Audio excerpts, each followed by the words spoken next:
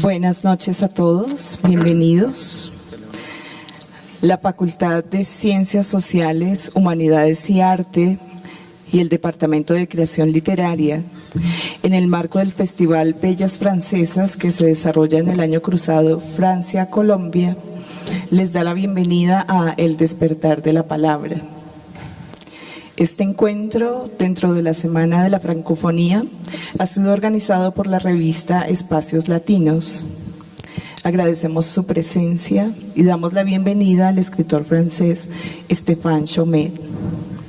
Conversaremos con él María Paz Guerrero Flores, Álvaro Miranda Hernández y yo, Liliana Moreno Muñoz, los tres creadores y docentes del Departamento de Creación Literaria de la Universidad Central.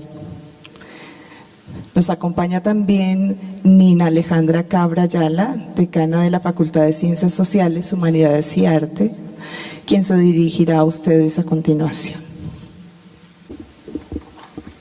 Buenas noches. Bienvenidos al evento El Despertar de la Palabra. Un saludo muy especial y cariñoso al poeta que nos acompaña esta noche, Stéphane Chomet, a la señora Carol Sánchez Albarracín, al señor Januario Espinosa, representantes de Bellas Francesas y representantes de la Embajada de Francia. Queridos asistentes, en primer término quiero agradecer al poeta por haber traducido a un conjunto de importantes poetas colombianas jóvenes y sin duda también la traducción de nuestro entrañable Raúl Gómez Jatín, una de nuestras leyendas de la poesía. Quiero saludarles muy especialmente, celebrando este encuentro. Creo que para la facultad que nos reúne es muy importante tender lazos a través del mundo, a través de distintas formas de expresión y a través de distintas manifestaciones del arte. Creo que estos eventos son un acontecimiento fundamental en el escenario de nuestras realidades. Yo vivo fascinada y celebrando cada día compartir con compañeros y compañeras que se dedican al arte, que han tomado la opción vital de estudiar y de ofrecer su vida a la creación literaria. Yo creo que en un país como el nuestro es un acto absolutamente maravilloso y que celebra la vida, que nos recuerda lo importante de la vida. Realmente para la facultad el lugar del arte es fundamental en su proyecto de formación, en su proyecto de país. Creo que es la posibilidad de que nos permitamos imaginarnos distintos, imaginarnos posibilidades que hasta ahora no nos hemos ni siquiera pensado. Creo que el arte nos abre la posibilidad de recordar nuestra condición humana y creo que ahí hay un potencial que conecta con lo que esperamos de las ciencias sociales, de las humanidades y del arte para construir un país distinto, para hacernos seres humanos mucho más sensibles, mucho más dispuestos y abiertos a escuchar el despertar de la palabra, pero a través de ella las manifestaciones de la vida. Agradezco la invitación y espero que la conversación sea motivante, que nos llene de curiosidad, que siga alimentando el amor que ustedes tienen por su vocación.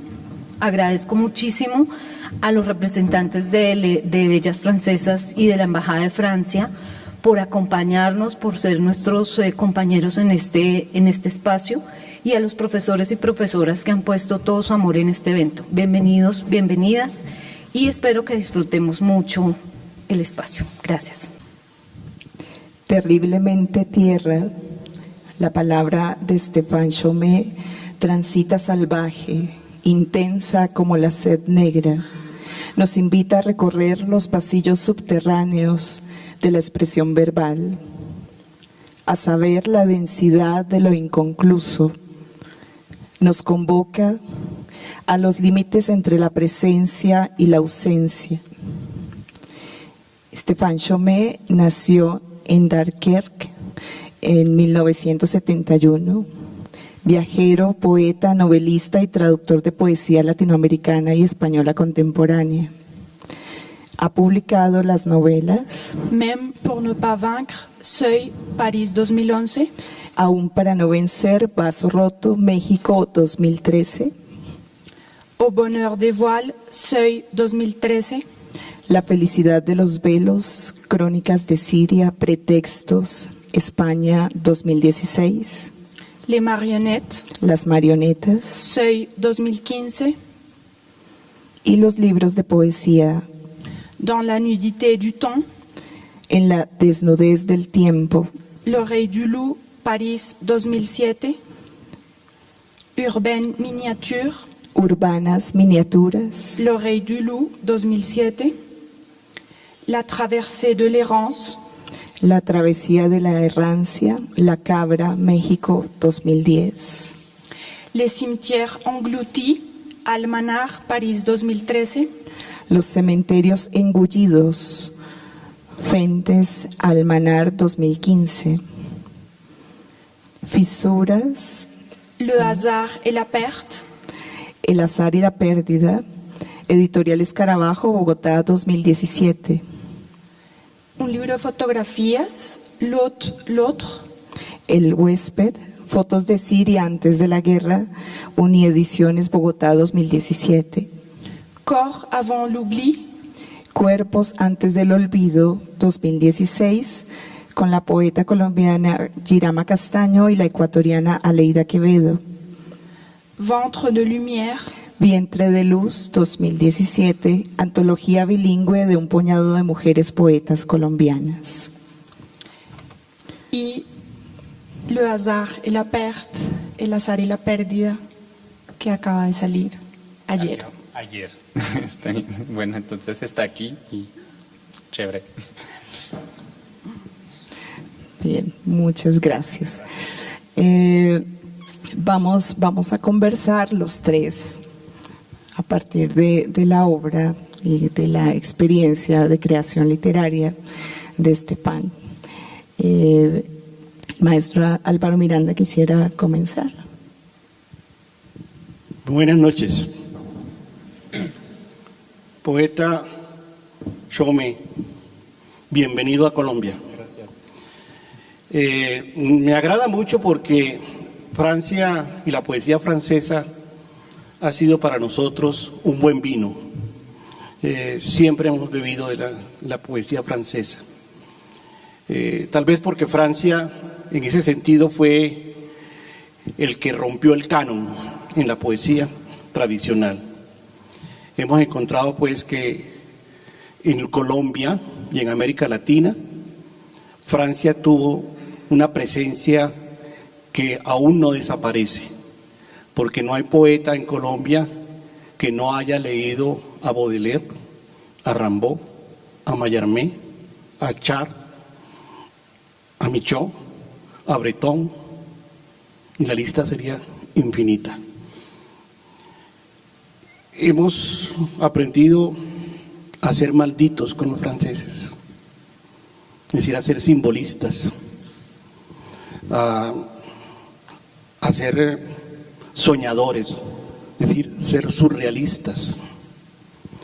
Hemos aprendido también a gozar de la buena vida, porque también nos enseñaron a que los poetas dejaron de ser malditos para convertirse en poetas gozones de la buena vida, buenos tomadores de vino, comedores de queso y viajeros.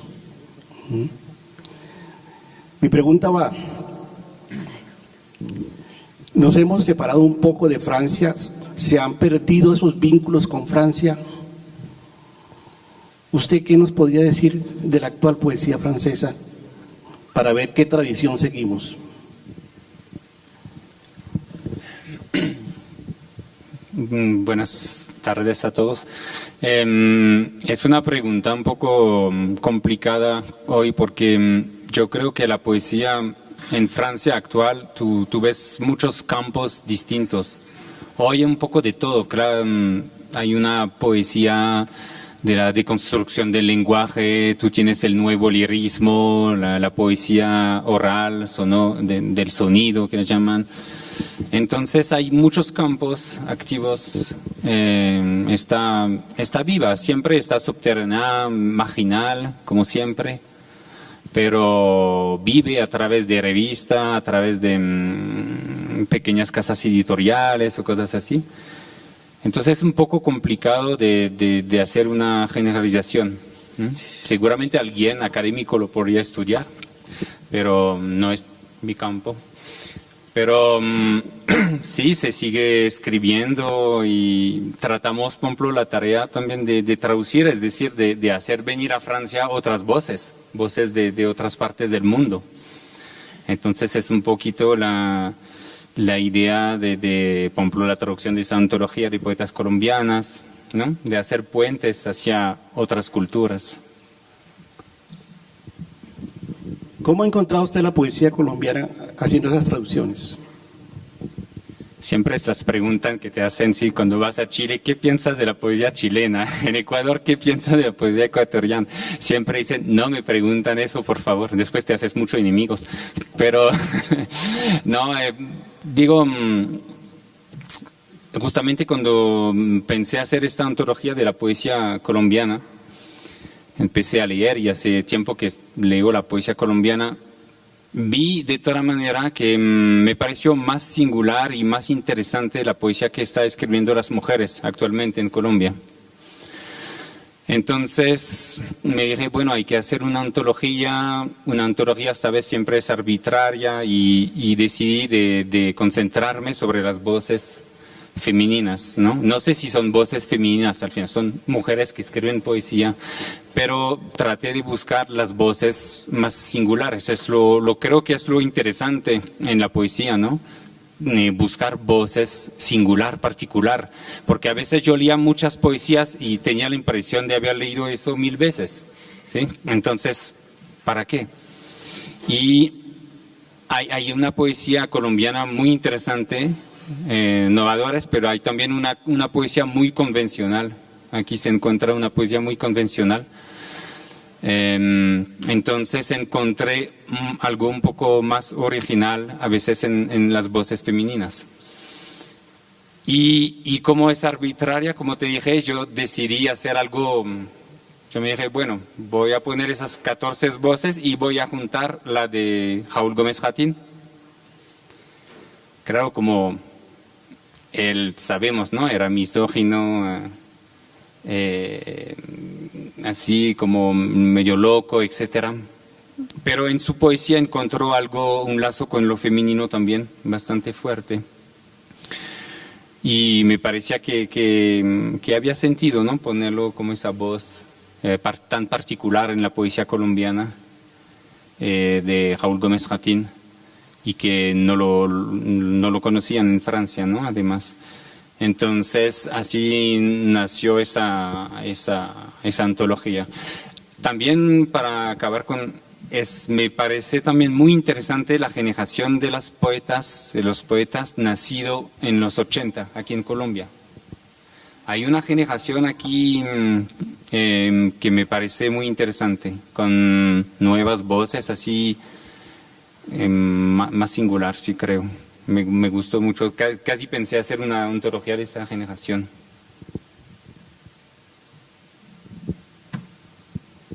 María Paz, ¿quisieras continuar? Stefan,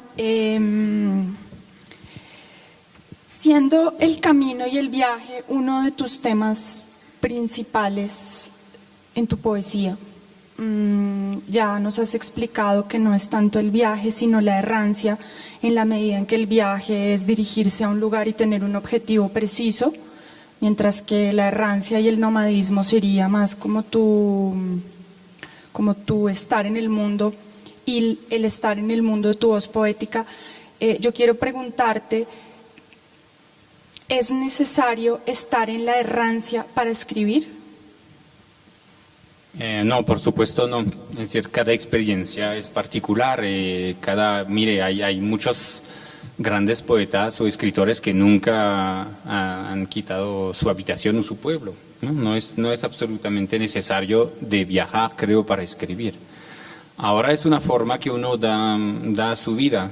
Es decir, como te dije, no era exactamente viajar. Es que yo no tengo la sensación de hacer viajes. Yo viajo cuando me invitan por la poesía y que te vas así, pero porque es lo bueno, ¿no? La poesía no te da plata, pero te da viajes y encuentros, amistades. Pero no, nunca es que yo voy a un lugar por una razón u otra y no sé cuánto tiempo me voy a quedar. Me quedo, a veces me aburro, entonces me voy, o otra cosa te sale y decides irte, o digo, no hay planes, ¿no? Entonces por eso que no hablo exactamente de viaje, no voy específicamente en un lugar para escribir o para un objetivo. Por ejemplo, cuando yo me fui a vivir en Siria, no fue a vivir en Siria para escribir un libro, es estando acá que sentí la necesidad de escribir el libro, para entender lo que estaba viviendo, para también contar lo que estaba viviendo. Entonces, la relación con la escritura y el lugar es eso, ¿no? También muchos años había la idea de la ilusión de encontrar el lugar, ¿sabes? Cuando dice, eso es mi lugar. Muchos años yo sentí que no era mi lugar, estaba aquí y tú vives un momento, pero hay algo en ti que te dice, no, hay que irte, dejar las cosas, dejar a la gente. Es doloroso, pero también es una fuerza de dejar las cosas. Aprender a despojarse, a saber cuáles son realmente tus deseos. Y ahora sí, me doy cuenta que necesitas nada más una maleta y un computador.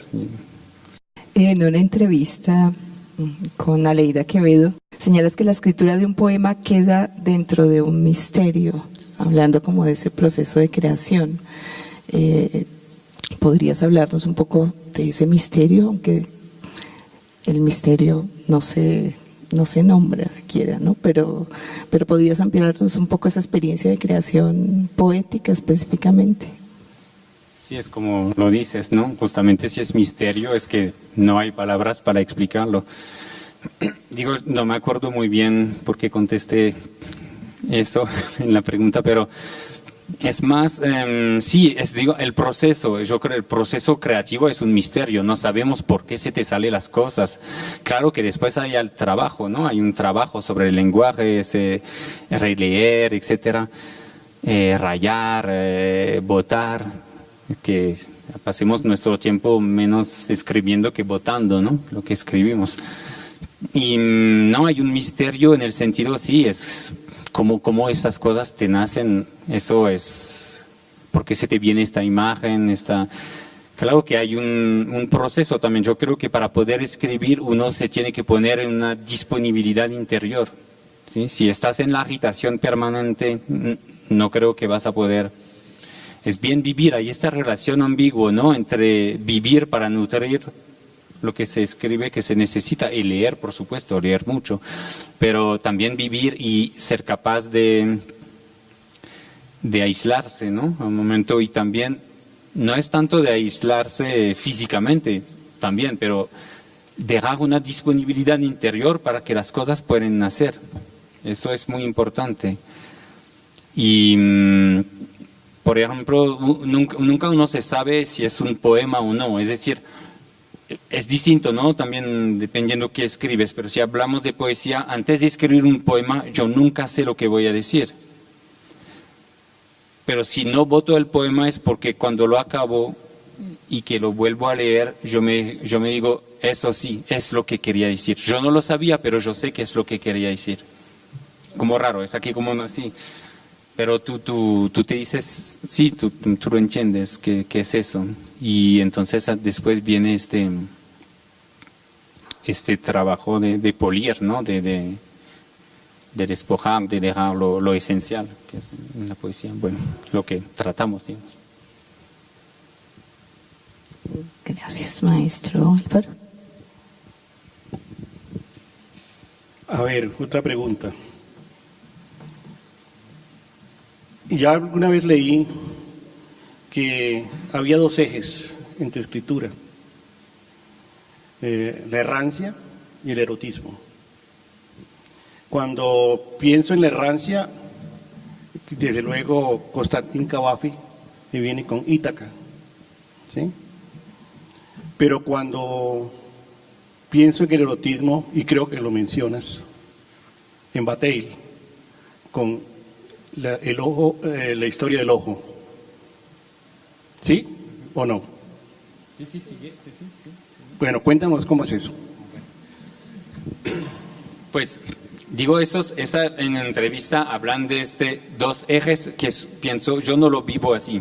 Son ejes que tal vez el lector puede decir, pero porque yo creo que ella planteaba, la que me hizo la entrevista, que había una poesía, mi poesía había algo, digo, un eje erótico, el erotismo, pero yo no lo veo así, yo no creo que mi poesía sea erótica, no.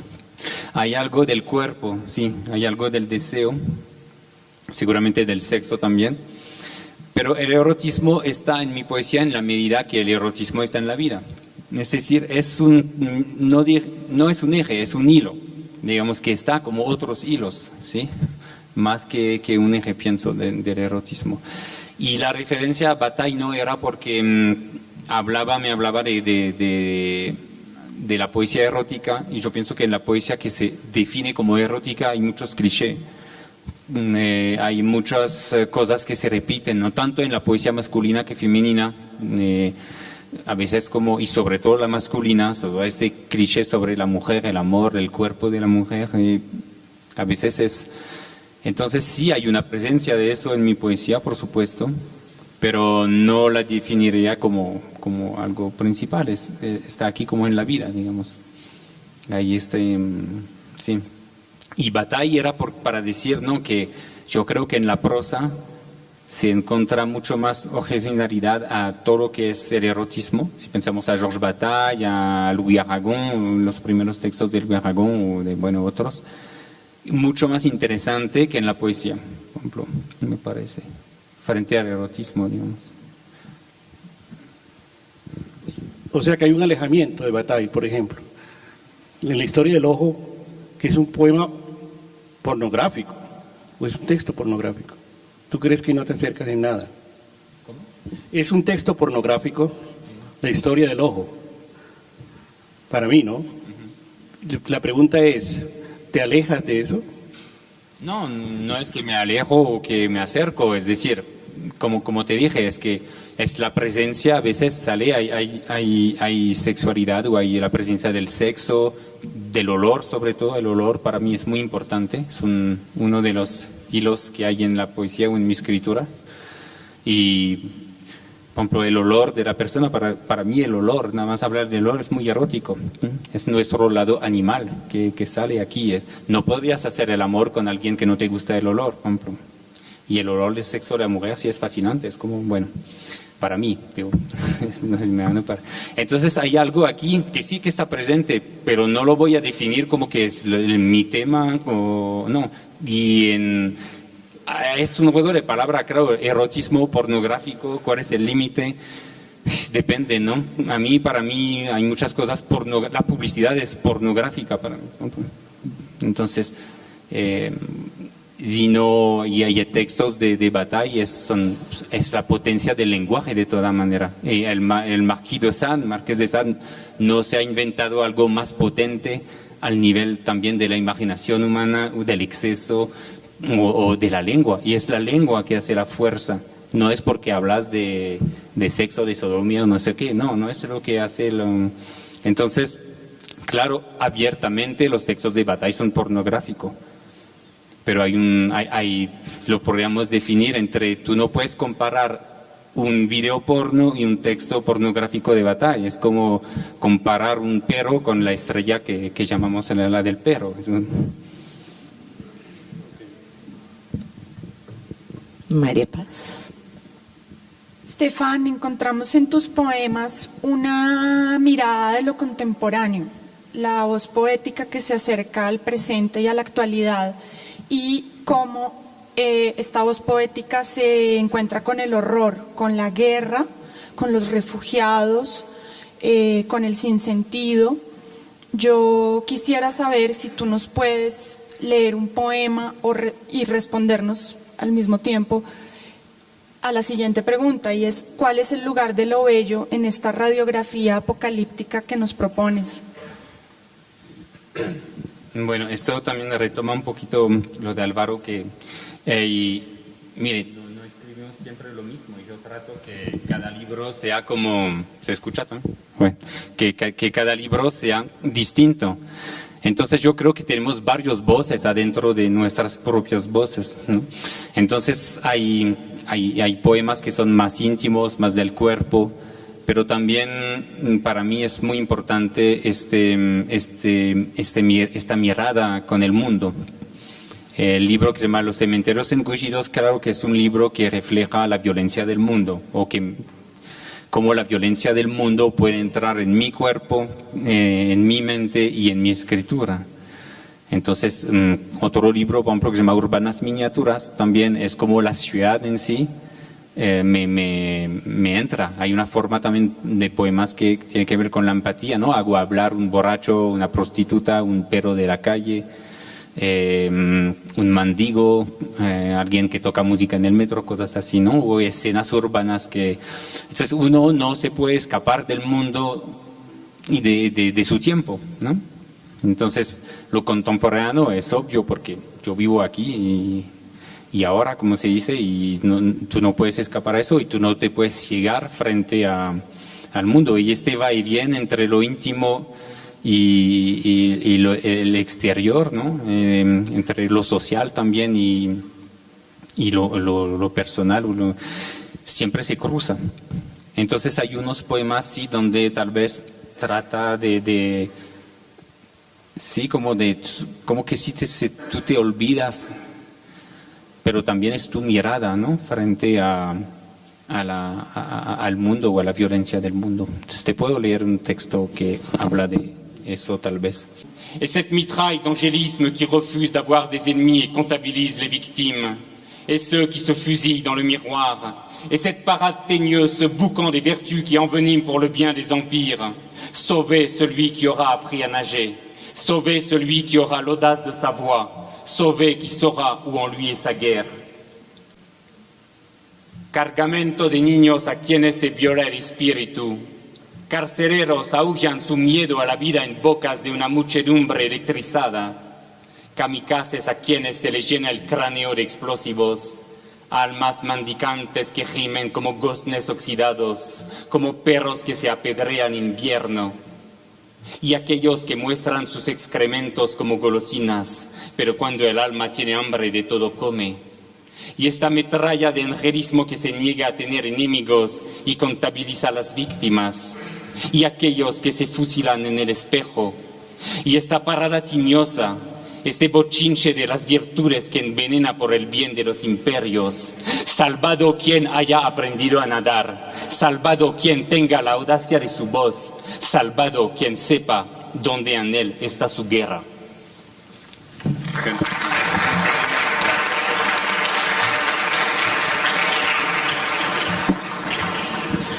Stefan, ¿tú sueles leer de pie? Por ahí me contaron porque hay una conexión allí muy fuerte con Rimbaud en el leer de pie, no sé si sea así o no, pero hay algo que se agrega cuando se lee al público y nos decías acá como que esta mesa nos tiene como separados y eso también tiene que ver seguramente con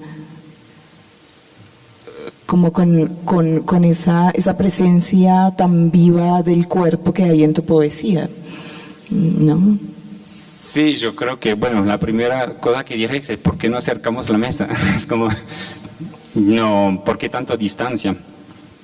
Es decir, sobre todo con la poesía. Y yo creo que la poesía, bueno, cada uno hace lo que le da la ganas, por supuesto, pero a mí me sale leyendo parado, porque yo creo que la poesía tiene algo vertical. Y que cuando lees poesía tú das algo, no es la voz, es el cuerpo, es todo. Por eso también que lee mal los poetas, es siempre mejor escuchar la poesía en la voz del poeta, creo, que por actores. Y no, es nada más algo que te impone, creo, un poco la poesía, así creo. Pero no hay reglas, ¿no? Tú puedes leer acostado, parado en la mesa, sentado, ¿no? Pero a ti se agrega algo más, ¿no? Cuando lees en público. Digamos, se agrega algo más a la expresión literaria cuando se lee como en ese ritual con los demás. Yo creo que la poesía se puede leer tanto, digo, es complicado esta de las lecturas públicas porque la poesía es también estar solo en una cama y leer o susurrar un poema a la persona que está a tu lado. Hay algo mucho de la intimidad. Hay también poemas que se prestan más a leer en público, ¿no? Como este poema, creo, y hay otros poemas más íntimos que a veces no leo. Hay muchos poemas que no leo en público, que yo no lo siento, ¿no? Nada más. Pero yo pienso que a partir del momento tú haces un acto con la gente, bueno, tienes que quedar y estar, y es lindo compartir eso, ¿no? Esos momentos, porque uno escribiendo vive mucho encerrado en la soledad. Y para mí siempre yo digo que los festivales son mis vacaciones.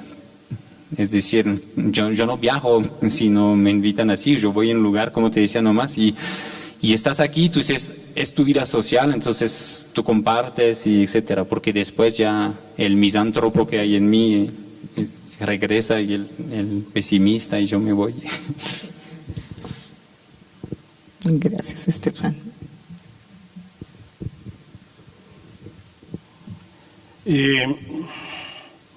Vargas Llosa decía que cuando uno era monolingüe era como si fuera manco, le falta una mano, ¿no?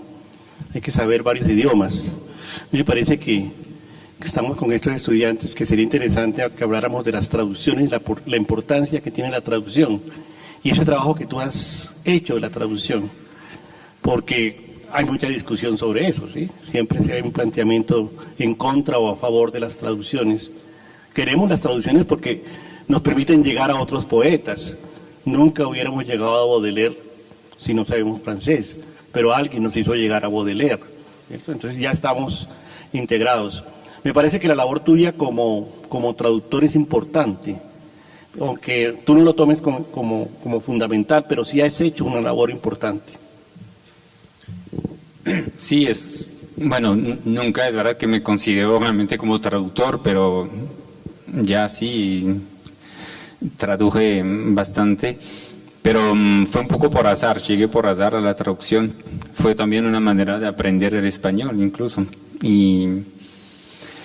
pero es completamente vital la traducción, es decir, como lo dijiste, a lo mejor sabemos 2, 3, 4 idiomas, 5 por los genios o más, pero en general muy poco. ¿Cómo vamos a leer a Kawabata, a Dostoyevsky sin los traductores, ¿no? Y yo pienso que realmente es un puente cultural, es un puente pero esencial, ¿no? Para también sentir que, bueno, hay otras culturas, otras maneras de ver y sentir el mundo, y esos los traductores nos ayudan a eso. Decir que no se puede traducir siempre es el reto, no se puede traducir, y menos la poesía, etcétera. Yo pienso que no hay traducción imposible, hay perdición, hay que aceptar que hay una perdición siempre, pero es como lo decía Samuel Beckett por su propia escritura, ¿no? Él decía siempre fracasar aún, fracasar mejor. Entonces la traducción para mí siempre fue fracasar de la mejor manera, tratar de fracasar, pero lo mejor posible, ¿no? Entonces, y hacer también con los recursos de tu propia lengua, porque cada lengua tiene riquezas, pobrezas, y entonces hay que hacer con los recursos de tu lengua. Yo pienso que el gran reto del traductor es que cuando leen tu traducción deben olvidar que es una traducción. No se debe sentir el labor, no se debe sentir que... Entonces es una forma de recreación en tu propio idioma. Y yo no creo que sea completamente imposible, en la manera que tú aceptas que vas a tratar de hacer eso, así dar algo en tu lengua, ¿no? Que sea nuevo. Y en esa medida, Estefan, tú encuentras en tu labor, nos podrías contar si encuentras una singularidad del español con respecto al francés. Pues obvio, porque cada lengua tiene su propia singularidad, eso es inevitable. O sea, hay profesores de lenguas aquí para que nos den una definición de eso. No, es difícil de definir No, porque además yo nunca aprendí el español en la escuela, en la universidad. Yo aprendí el español en la calle y después leyendo y todo. Entonces mi español es como, yo funciono más por intuición frente a eso, ¿no? Yo no tengo ninguna definición para darte de las especificidades del español frente al francés. Y tenemos suerte en este caso que es una lengua que tiene la misma raíz, entonces no hay tanto precisión, un poco más fácil, etcétera. Pero claro que es más cuando te confrontas a algo concreto que se puede ver esas cosas, ¿no? Por eso a veces hicimos como talleres de traducción entre poetas y traduciéndonos de lengua que nos conocemos, porque ya me di cuenta que uno puede traducir cualquier lengua, incluso una lengua que no conoces. Entonces es nada más este sentido de tu propia lengua que cuenta, que es lo más importante. Y es nada más a veces cuando realmente el ejercicio concreto que tú ves esas especificidades, esas particularidades de cada lengua, que tú ves las riquezas y las fallas de tus propias lenguas, que aparecen en el momento que te tienes que confrontar con el texto, digamos. ¿Hay alguna huella del español en tu escritura en francés? No sé.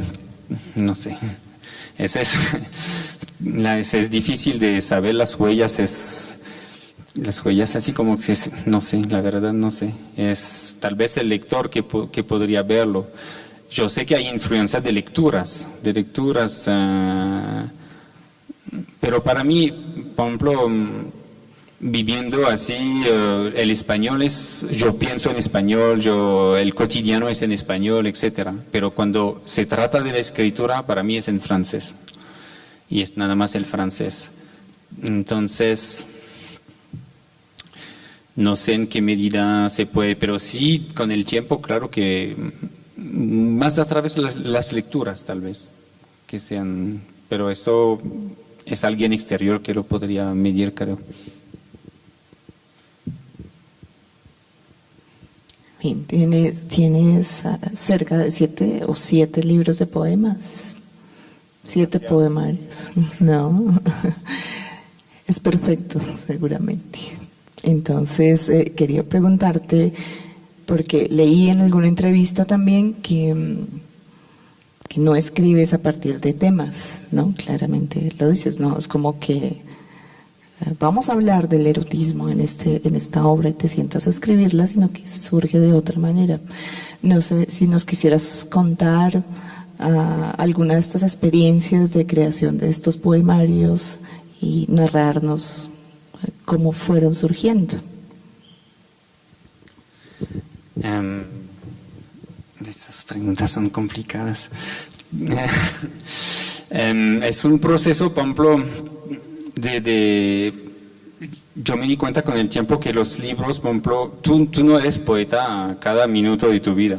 Tal vez te puedes pensar como escritor, y porque ahí está, y el trabajo de escribir no es escribir solamente, es como vives, es tratar de poner adecuación entre tu manera de escribir, tu manera de vivir, pero también nutrir tu vida, etcétera, ¿no? Y los momentos de escritura no son todos los días, ¿no? Y menos de la poesía. Entonces, por la poesía, yo no sé cómo explicar, es que yo escribo poesía, escribo nada más cuando siento necesidad de escribir, si no, yo no veo el sentido. Y por la poesía, solamente te puedo decir por el tiempo, es que siento un estado interior un poco raro que yo no sé definir y que yo siento que sí, que algo están haciendo, ¿no? Y son por periodos, son periodos así, no sé, durante un mes o 2 meses, otra vez van a salir poemas, ¿no? Y después se para. Y nunca sabes si va a regresar, además, ¿no? Pues tú te dices, se fue, la poesía se fue. A veces yo pienso que me ha abandonado la poesía, puede pasar un año sin escribir de poemas, y tú vuelves a sentir este estado y vuelves con serie de poemas y empiezas a ver el lazo con lo que había antes.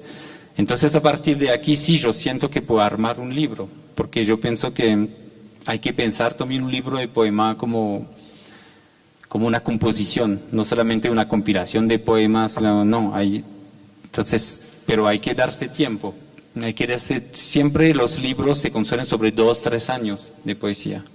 Y entonces yo veo, hay unos poemas y yo veo que se pueden relacionar con otros. Y entonces empiezo a pensar más concretamente el libro. Porque yo me digo, si está surgiendo algo así, y entonces te viene eso, ¿no? Pues fue el caso de los poemas de la ciudad, urbanas miniaturas, o los poemas que trataban de esta violencia del mundo, que los cementerios incluidos, y vinieron así más enseguida. Y después lo bueno es también dejar mucho tiempo a reposar, porque escribimos también mucha basura, ¿no? Y hay muchas cosas que tú lo acabas de escribir y dices, genial, ese es mi mejor poema, y 2 días después lo lees y dices que esta mierda, ¿no? Tú lo botas. Entonces es como, hay que darse tiempo también, ¿no? No tener prisa así de publicar y de ver cómo se arma tanto el libro, y cada poema en sí también trabajarlos para que quede lo menos mal posible. Muchas gracias. Stephen, tú tienes una novela sobre Argelia, ¿sí? Es raro que un poeta escriba novelas, o actualmente en Francia pasa eso. Segundo, al escribir novela, ¿piensas tú que la poesía te dejó? A mí no me parece raro escribir poesía o novela, o que poetas escriben novela. Ese es también algo muy artificial, la clasificación. Uno en la vida no se clasifica así. Yo no me clasifico. Entonces, si me viene poemas, y hay cosas que siento que quiero decir que no pueden pasar por poesía. Entonces, necesito algo con más amplitud, necesito contar historia. Hay poetas que escriben nada más poemas. Yo tengo también ganas, necesidad a veces de contar historias. Se puede contar historias en un poema, por supuesto, pero yo necesito amplitud, personajes, no sé, voces, así. Entonces a mí no me parece raro, siempre escribí como los dos. Se tardó en publicar novela y a cumplir una novela que me dejaba más o menos satisfecho, pero siempre hubo los dos, y al final, que sea una novela o un poema, tú haces el mismo trabajo del lenguaje. La forma es distinta, la manera de trabajarlos también, ¿no? El ritmo, digamos. Porque como te decía, por la poesía viene cuando viene. La poesía es a la reina. Si te viene la poesía y no escribes ya mismo, se te escapa, desaparece. Creo que la novela puedes trabajar todos los días. Pero al final yo pienso que hay novelistas que son más poetas que otros que se creen poetas. Y hay muchas poesías en la novela para mí, Faulkner, Proust, son poetas.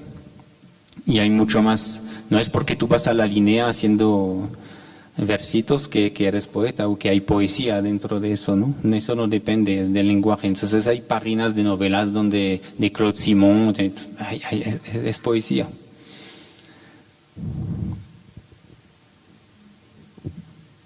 Stefan, te queremos oír leer otra vez. Entonces, te propongo una pregunta que me surgió al leer tus poemas, y tú escoges un poema que pueda responderla. Entonces, la pregunta es, ¿qué permanece?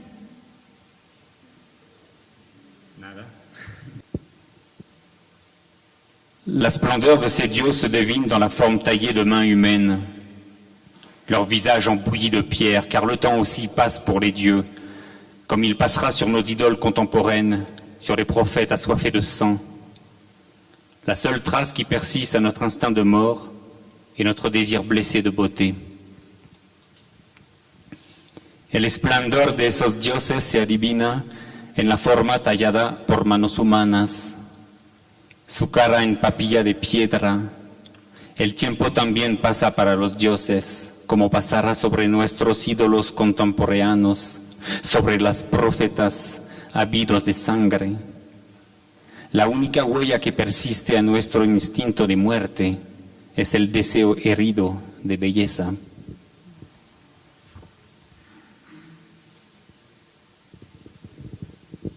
Le ciel indifférent à ceux qui s'agitent sous lui, à nos jours qui s'égrènent et se diluent, nos vies obsolètes si vite comme le monde qu'on se fabrique, les objets qu'on invente et qui encombrent, nos petites misères, nos vaines grandeurs, nos garanties contre le manque, la sauvegarde des mémoires, l'empreinte des mots, ce qu'on croit gagner sur le temps, ce qu'on croit guéri de l'abandon, ce qu'on pense infaillible, un caprice de vent ou de pluie, et tout ce qui faisait du bruit pour nous sera balayé, et même notre néant.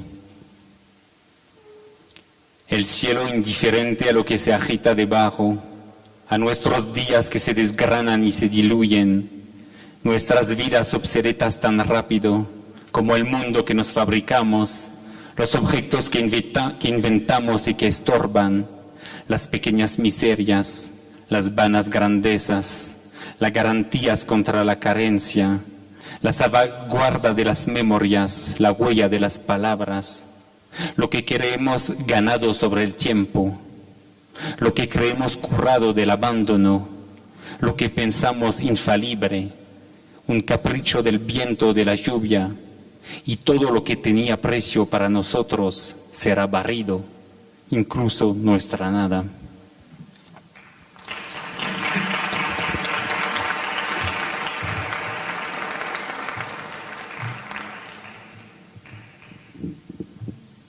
El 26 de marzo, dentro de 4 días,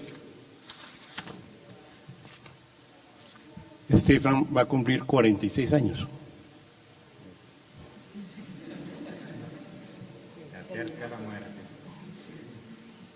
¿Vas a pasar en Colombia? Ojalá. Nos agradaría que pasaras aquí en Colombia tu cumpleaños. Yo veo que tu poesía en francés es muy musical. Es decir, yo soy monolingüe, o sea, me falta una mano, ¿no?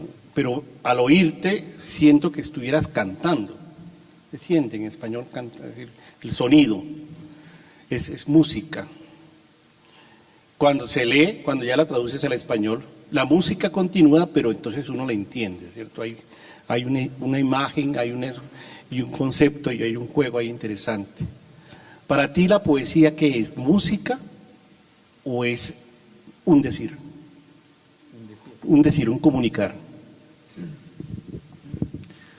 Pues no es comunicación, ¿no? Es otra cosa, por supuesto. No, es música y es sentido, es los dos, es todo. Porque las palabras tienen sentido. Por más que lo quieras, la abstracción con el lenguaje no existe. Es donde, entonces, no, es ritmo, es músico y es sentido, es todo.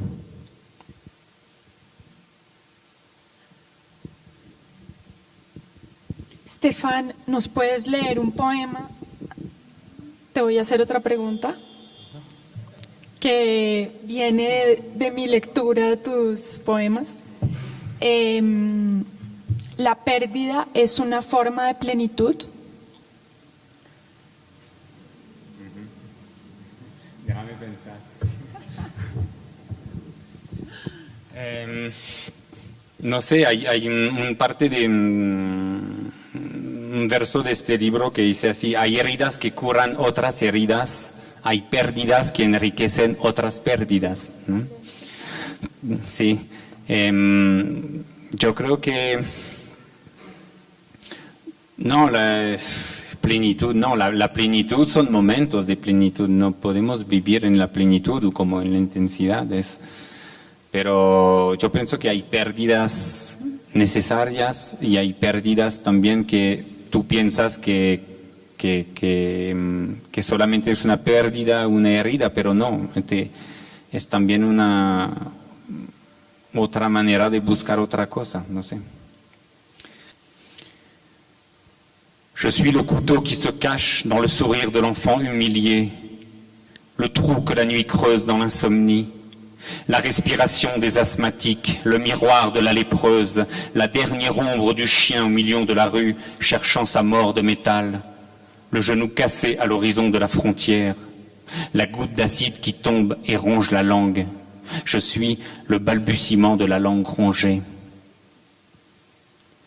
Soy el cuchillo que se esconde en la sonrisa del niño humillado, el hueco que la noche excava en el insomnio, la respiración de los asmáticos, el espejo de la leprosa, la última sombra del perro en medio de la calle buscando su muerte de metal, la rodilla rota al horizonte de la frontera, la gota de ácido que cae y carcome la lengua.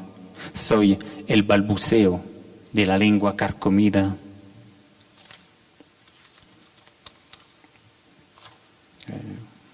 Leo esto aquí. Esto no contesta la pregunta. Pero puedo leer igual. Es otro.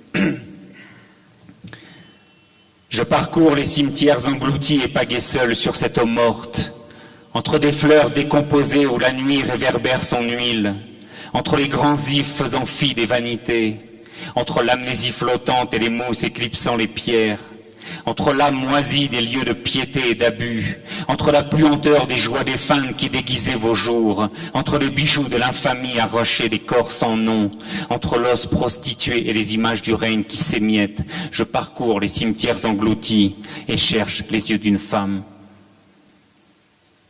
Recorro los cementerios engullidos y remo solo sobre este agua muerta, entre flores descompuestas donde la noche reverbera su aceite, entre los grandes abedules que desdeñan la vanidad, entre amnesia flotante y espumas eclipsando las piedras, entre el alma enmohecida de lugares de piedad y abuso, entre el hedor de alegrías difuntas que disfrazaban sus días, entre las joyas de la infamia arrancadas de cuerpos sin nombre, entre el hueso prostituido e imágenes del reino que se desmigan, recorro los cementerios engullidos y busco los ojos de una mujer.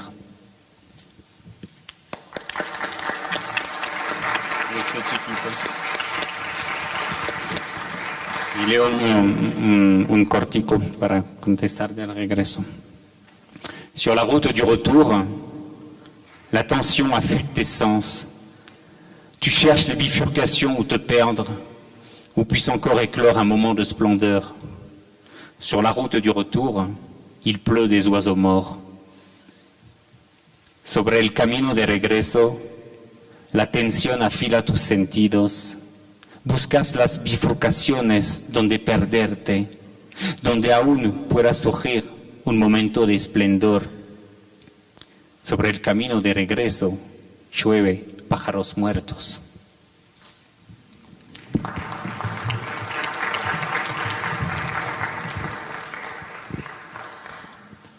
Si alguna persona del público tiene alguna pregunta para Stefan, es el momento de formularla. Por allí hay alguien. Yo no tengo preguntas. Hola, ¿cómo están? Mi pregunta es, tú decías que a la hora de traducir era como perder de la mejor manera. Entonces tú, mientras leías los poemas, también te autotradujiste. Sí, se dice así, ¿verdad?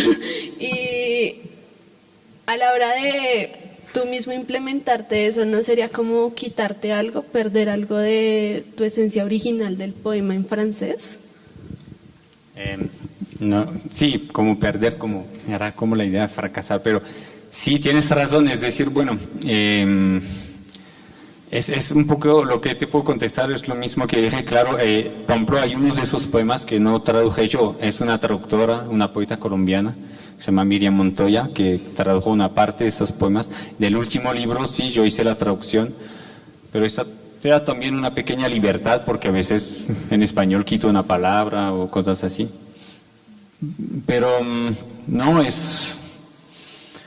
Yo me siento también reflejado en la versión en español de una manera. Claro que siempre pienso que en francés es más, no sé cómo decirte, pero del punto de decir que yo pierdo algo de la esencia mía, no creo. Pero sí, siempre como que me reconozco más a través del francés, pero de más en más se viene como algo raro en español, ¿no? que se acerca más la lengua, incluso no creo que un día escribiera en español, pero por ejemplo hice el paso de traducir este libro esta vez, claro que con la relectura de una amiga poeta, pero hay un acercamiento así, ¿no? Que te da un poco más confianza, digamos. Ok. Tengo dos preguntas. La primera, ¿por qué consideras que una pérdida es plenitud? Y la segunda, no tiene nada que ver. ¿Qué definirías tú como amor? Está bien, María Paz puede contestar porque le sugiero esta idea que era su pregunta. Yo no considero que la pérdida es una plenitud, pero sería interesante que nos cuentas por qué se te vino la pregunta, por ejemplo. Por tu, digamos, en tu obra, toda la poética de la errancia y de ir dejando el mundo como un motor de vida. Hay como esa paradoja operando en tus poemas. Sí, entonces eso me hace pienso pensar, en que propones la errancia como con categorías negativas, como despojarse, pero en ese despojarse se va encontrando un sentido. Por eso... Sí, entiendo ahora. Es como, justamente a veces la pérdida lo puedes entender en varios sentidos, ¿no? Si es en el sentido de despojarse, aprender a despojarse de lo que no es esencial, claro que es una ganancia al final, ¿no? Y también es una manera de estar más a la escucha de sí mismo, ¿no? No con todo cosas que nos parasitan a veces, ¿no? Es una forma también de recentrarse, ¿no? Un poco. Sí, porque al final tú dejas cosas y tú piensas que es nada más un abandono, pero no, tú te vas con algo más, ¿no? Pero que no es tan material, tal vez, que no sé. Y lo otro era ¿qué? El amor. Pues yo no sé qué yo no sé qué quieres, como no, el amor es el amor. No, yo no tengo una visión particular del amor. Bueno, el amor puede ser muchas cosas, sí, puede ser muchas cosas. Yo pienso que no hay una sola forma de amar, y podemos vivir varias formas de amor intensas, de historias de amor también, que lo que cuenta tal vez en eso no es tanto el modelo que nos han impuesto, y ahora estamos viviendo que podemos vivir muchas formas de amor. Y tal vez lo único que tengo que sobre eso, no sé, que el amor no tiene solamente que ver con el tiempo, ¿no? A veces hay encuentros que no duran por varias razones, que pueden ser cualquier razones, pero que son intensas y que te marcan, que te dejan huellas, ¿no? Puede dejarte una herida y una cicatriz, que es una huella también, pero hay otros tipos de encuentros que te dejan una huella muy fuerte, algo de gratitud, como regalos que te da la vida, ¿no? Y bueno, yo pienso que más que el amor en sí, el ser enamorado, ¿no? Que es como este sentimiento de que hablaba Stendhal, ¿no? Que también es algo atractivo, enamorarse. Yo quería hacerte una pregunta al ser humano. Stefan Schome. Las adicciones o las obsesiones son pues una parte muy humana. De casualidad, ¿tú tienes algún tipo de adicción o obsesión que se refleja en tus poemas? Bueno, yo veo la adicción y la obsesión como algo distinto, ¿no? Pero sí soy obsesivo un poco, ¿sí? Pero por ejemplo, frente a muchas cosas, cuando hay pasión o en la escritura, cuando tengo algo así, la escritura es algo obsesivo. Cuando tienes así, cuando Cuando empiezo a escribir, por ejemplo, una novela y que realmente la estás viviendo desde adentro, se vuelve obsesivo, ¿no? Entonces, yo pienso que... Y hay otras pequeñas obsesiones, pero que son demasiado íntimas para contarles aquí. Pero adicción, no, yo no soy alguien muy adictivo. Más obsesivo que adictivo, no creo.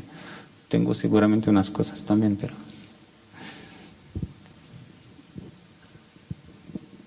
Buenas tardes, bienvenido al país. Mi pregunta es, cuando presentas una obra de creación, ¿de qué elementos te vales para que el público se sienta interesado en ella? Si tú empiezas a pensar al público cuando escribes, ya no puedes. Es decir, es como tú te frenas, tú te condicionas. Nunca uno piensa en eso. Tú escribes, claro que después cuando vas como el proceso de corrección, de elaboración de una novela, tú tratas de toda manera que sea lisible, que uno pueda entrar en tu obra. Pero eso tú no lo puedes pensar al momento de armar, por ejemplo, la novela o escribir poesía, porque si no, primero yo no puedo saber qué hay en la cabeza de ustedes, qué captan, no. Entonces esto tú tienes que dar, y yo doy algo, y reciben lo que quieren recibir. ¿De qué partes para comunicarnos en qué consiste y cómo ha sido ese proceso de creación? ¿Cuáles elementos? Yo pienso que lo mejor ejemplo para hacer eso es la lectura, y sobre todo con la poesía. Es decir, siempre que hay, no sé si hay un encuentro así, que sea presentar un libro o hablar de manera más general, a mí me gusta leer, sí, porque es el acercamiento directo con la obra. Eso dice, yo puedo hablar cualquier maricadas, lo que cuenta es cuando leen el poema, ven lo que hay adentro, ¿sí? Entonces es lo que cuenta. Y también, bueno, las preguntas, ¿no? que la gente que están presente te hacen, eso sí te despierta, es una manera sí de decir cosas que no has pensado, por ejemplo, ¿no? O de la visión, la lectura que tienen, etcétera. Pero lo mejor creo que es, sinceramente, es leer es lo que habla. Buenas tardes. Bueno, yo tengo dos preguntas, ambas relacionadas. La primera es, ¿qué autores piensas tú que han influenciado o los que más han influenciado tu manera de escribir y tu poesía? Y la segunda, ¿qué piensas de la poesía colombiana? Tal vez llegaste tarde o no, que contesté sobre la poesía colombiana. Los autores, en la vida hay muchas etapas, ¿no? En la vida de lector que influencian. Entonces hay autores, por ejemplo, que fueron muy importantes para mí cuando tenía 20 años, que no lo son tanto hoy, por ejemplo, pero que tú guardas un afecto particular para ellos porque tú sabes que han marcado etapas de tu vida. Hay autores que uno abandona, ¿no? Y lo de la influencia es muy difícil hay autores que admiro, que me han fascinado y que siguen fascinándome, que vienen de toda cultura. Entonces sí, yo te puedo dar nombres así, pero también cuando uno va escribiendo, claro, cuando empieza uno tiene mucha influencia, pero la idea es sacarse de esas influencias, ¿no? Esto viene con lo que decía, ¿no? Es encontrar esta disponibilidad interior, encontrar lo que hay en sí, esta voz que tal vez uno tiene, dejarla salir, ¿no? Y entonces hay que saber alejarse de las influencias, porque a veces hay mucha repetición, ¿no? O imitación, que es lo peor, ¿no? Lo que decía Nietzsche, ¿no? La única regla es no imites a nadie, es la única regla, y sobre todo en la creación. Esto no significa que no hay influencias, que no hay nutrición de lo que se ha hecho, todo el contrario, ¿no? Y además uno se nutre, pero es como, ¿qué dirección estás haciendo de lo que has leído justamente, ¿no? De lo que te ha influenciado para saber alejarse de eso. A veces hay todo lo que hay en el inconsciente. Sí, a veces salen influencias que ni siquiera te das cuenta. Sí, por ejemplo, yo pienso para darte un ejemplo, a una poeta que se llama Mary Yolanda Sánchez, que escribe poemas como así, que parecen como un pequeño bloque de prosa, así, y a mí me interesó mucho cómo en su poesía reflejaba la violencia de Colombia, pero no de una manera directa y realista, pero siempre con un desfaz que tú no sabes si estás soñando o que es un sueño que ella te está escribiendo, o si es como una realidad, esta cosa así, ¿no? Que te deja en el borde, en un límite. Me pareció muy interesante. Me parece raro que hay tantos poemas de amor aquí con la situación que está viviendo Colombia. Pues eso me aterra un poco. Y es que, sí, entonces es interesante cuando hay este lazo, este va y viene, ¿no? Entre algo íntimo y algo lo que está pasando alrededor tuyo. Es un ejemplo que te puedo dar. ¿En qué momento siente que tuvo su primer encuentro íntimo con la poesía? Cuando me enamoré la primera vez, claro, pensé que escribiendo poemas iba a seducir. Bueno, salimos juntos, pero no creo que fue por los poemas, porque eran muy malos. Pero sí, yo pienso que esta cosa de la adolescencia es un momento clave, ¿no? Cuando estamos tratando de encontrar sentidos en la vida, que nos sentemos un poco perturbados, complicado frente a la familia, frente a lo que queremos hacer, etcétera, esta perturbación interior, y que entonces de pronto encontramos en la poesía no respuestas, pero algo distinto, ¿no? O que tú puedes empezar a expresar cosas que no son tan directas. Entonces sí, claro que descubrir la poesía es descubrir también que se puede hacer otra cosa con el lenguaje que lo que lees en los periódicos, que lo que habla todos los días, y que es un campo donde tú empiezas así con el deseo de expresarte, después te das cuenta que la poesía es otra cosa, no es solamente expresarte, es todo lo interesante, es cómo pasas de la expresión a la creación. Hay mucho, yo creo que confunden eso, ¿no? Porque la creación es una expresión, pero la creación es algo más que expresarse. Buenas noches, Estefan. Buenas noches a todos. Quisiera preguntarte, en respuesta anterior a una pregunta que hiciera en la mesa, nos esbozaste, nos dijiste que tus poemas no tenían una carga de pronto erótica o de erotismo. Quisiera que nos contaras para ti qué significa erotismo. Gracias. No, yo pienso que pueden tener una carga erótica, pero que no es como un tema, es lo que quería decir. Por ejemplo, ¿yo puedo leer un poema? Pues esas vas a ver, son poemas que escribí cuando tenía 27 años y que tiene que ver justamente con un poco la idea que quería. Tú lo puedes ver como erótico si quieres, pero que te dicen de algo de que es para mí hablar de eso, que era algo un poco oscuro, pero lo leo en español, ¿no? El heno negro que mastico es amargo, como una carencia de desnudez. Lo que derrapa lleva al encuentro. Una lluvia desenfoca los cuerpos, aprovechan, se arrugan. Tu falda arrancada donde secar mi rostro, trapo con la huella del miedo, arañazo entre las piernas lisas. No sabemos nada uno del otro, salvo el olor. Lo áspero es la pared que nos sirve de párpado. Nuestra dicha huele a pólvora, entre la chispa y lo irremediable. Tu desnudez, bella como una cicatriz.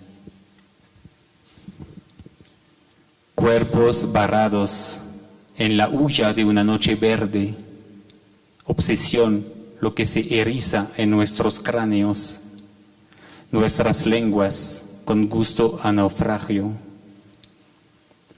Alcanzarnos, nada más, sobre un colchón, escurriendo el malestar, sobre una vertiente de abrupta intimidad, hasta el calambre, lamiendo hasta el hueso, agotando uno del otro, no sabemos nada, salvo el olor.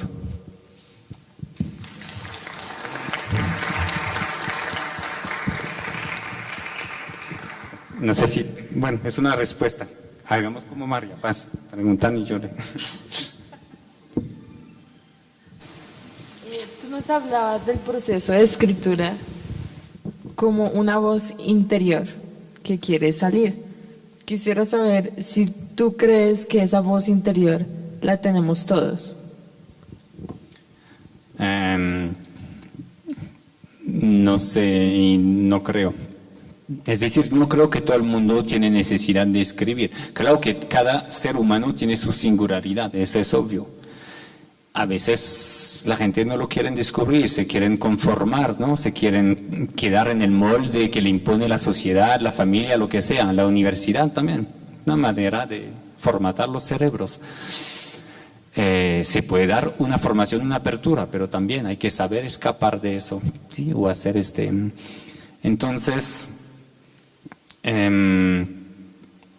mire, esta necesidad de expresarse yo creo que la tenemos todos. Uno va a pasar por la música, por la danza, por el deporte, la pintura, lo que sea.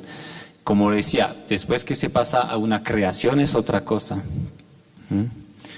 Y hay mucha gente que escribe donde tú no sientes una voz interior o original, ¿no?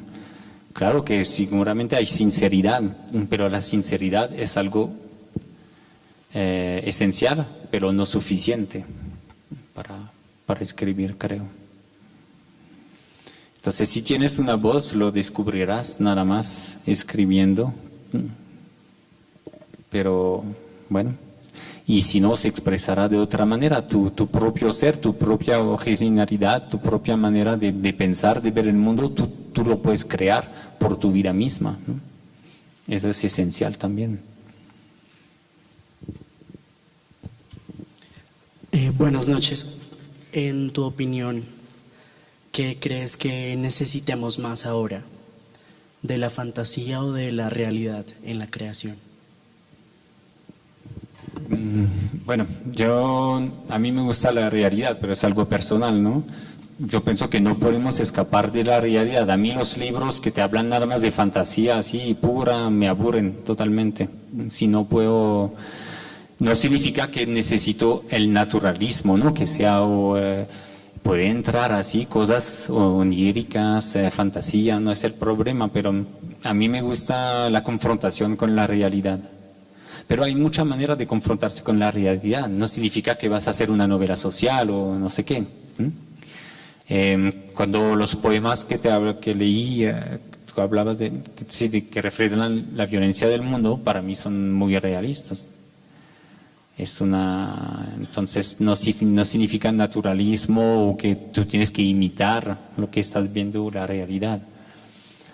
Pero es esa mirada sobre lo que estamos viviendo o pasando, que la confrontación de una mirada particular sobre el mundo es lo que me parece interesante. Buenas noches. Bueno, mi pregunta está basada en lo que muchos acá estudiamos y, en primer lugar, ¿crees que se puede enseñar a escribir? Y, en segundo lugar, ¿qué opinas de la carrera de creación literaria? Entonces, te voy a ser bien honesto, no creo que se aprenda a escribir. No. Si hacen talleres pensando que van a salir de aquí escritor, es un engaño total. Yo creo.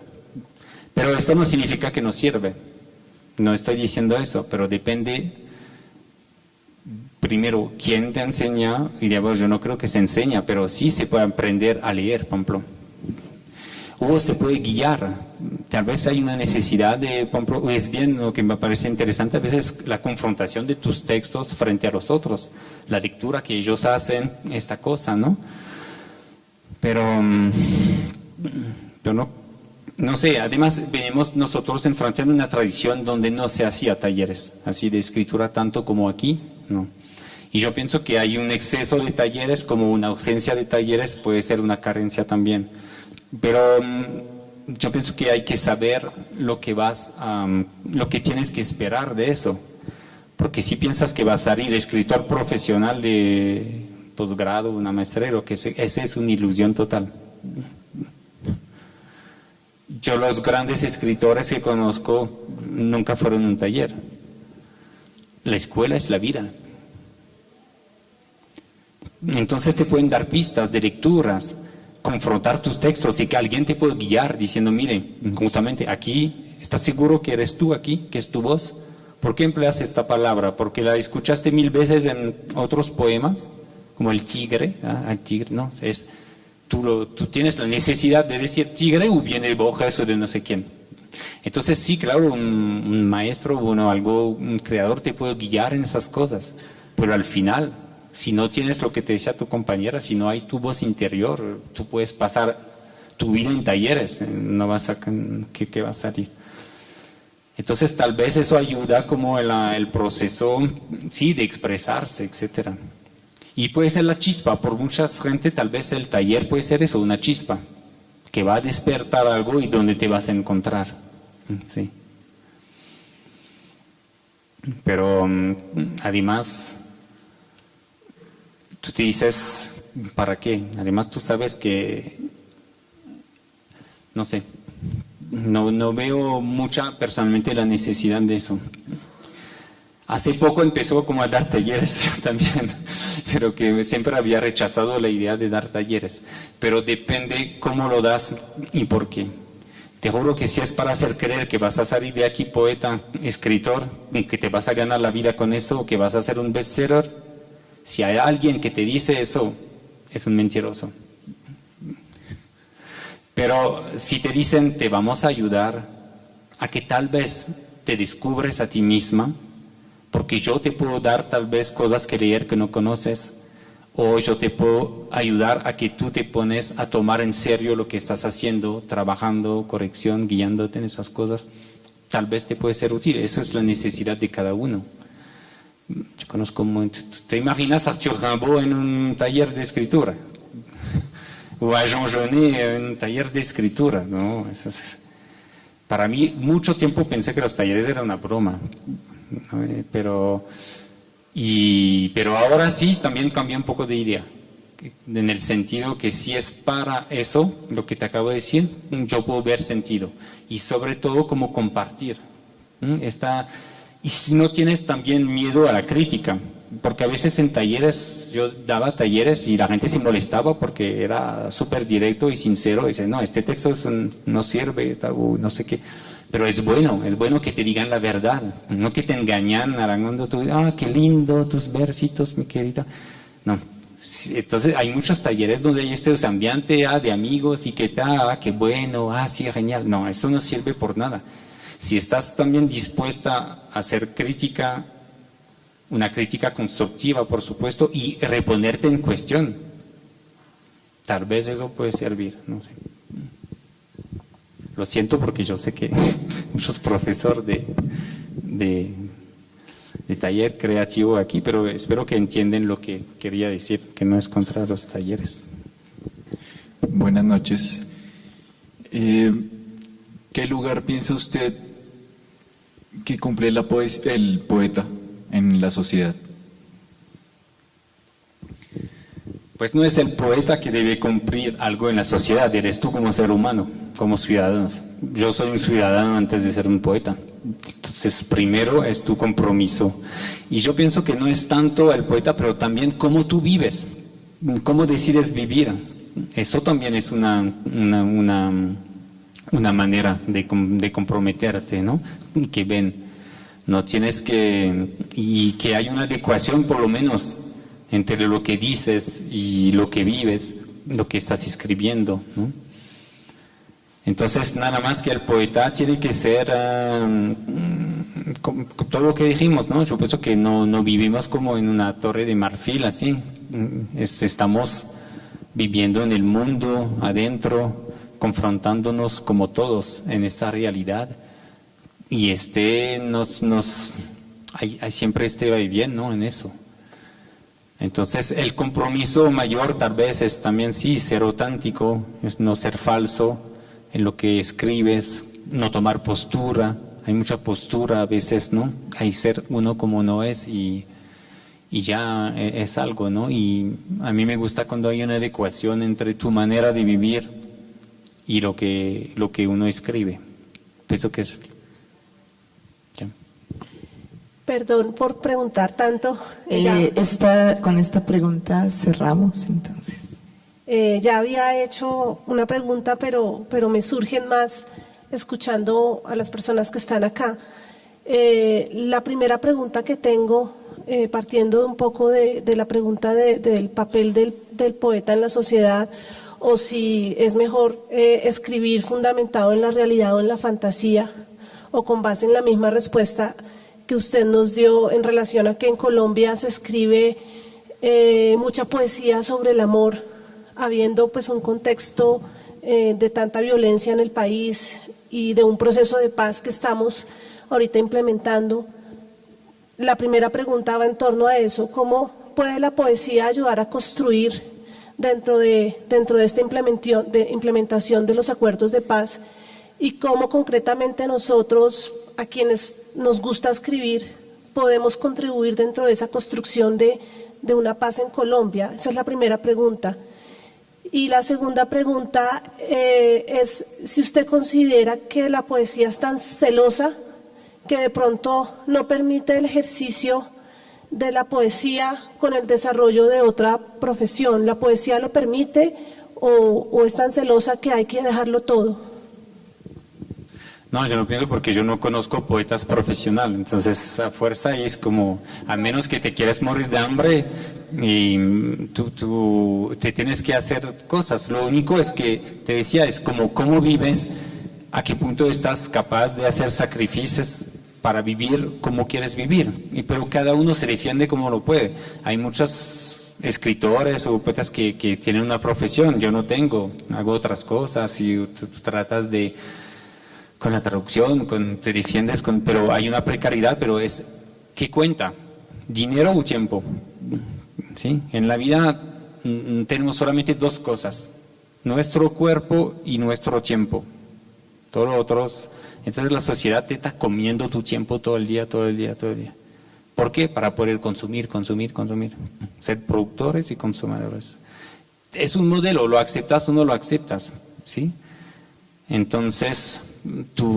y te tienes que también hacer como unos compromisos frente a eso, ¿no? Porque tú sabes que, bueno, tienes que pagar, por más poetas que eres, tienes que pagar tu alquiler, la luz, el agua, la comida y toda esta cosa. Entonces, no, estás confrontando lo mismo que todo el mundo. Solamente tú sabes qué quieres hacer y lo que no quieres hacer, sobre todo. Hay cosas que yo no quiero hacer, que rechazo hacer en esta sociedad. Y no lo voy a hacer. Tengo que comer arroz una semana, voy a comer arroz una semana, pero hay cosas que no quiero hacer. Y hay otras cosas frente a la paz y todo, es también tu posición personal como ciudadano. Y la poesía puede, yo creo que la poesía tiene un papel y la creación muy importante, porque es a través de la creación que logramos también entender algo de nuestra historia. Porque hay la historia oficial, ¿sí? Y hay todo lo sucio, lo oculto de la historia, donde aquí la poesía, la novela, el arte, el cine puede entrar para hablarnos de eso, ¿no? Es servir de contrapoder. Porque el poder es el político y sabemos qué es: cinismo, mentiras, corrupción. Y todo eso a través ¿qué? El lenguaje, igual. Entonces nosotros tenemos también el lenguaje y tenemos que hacer otra cosa con ese lenguaje. Un lenguaje verdadero, no que tiene la verdad, pero que es verdadero. Y eso, aquí la poesía tiene un papel muy importante. Digo, igual la novela, lo que sea, o los que pintan, que cine, todo eso. Entonces, en este proceso de paz, en un proceso tan importante que está viviendo Colombia, más que nunca necesitamos poesía.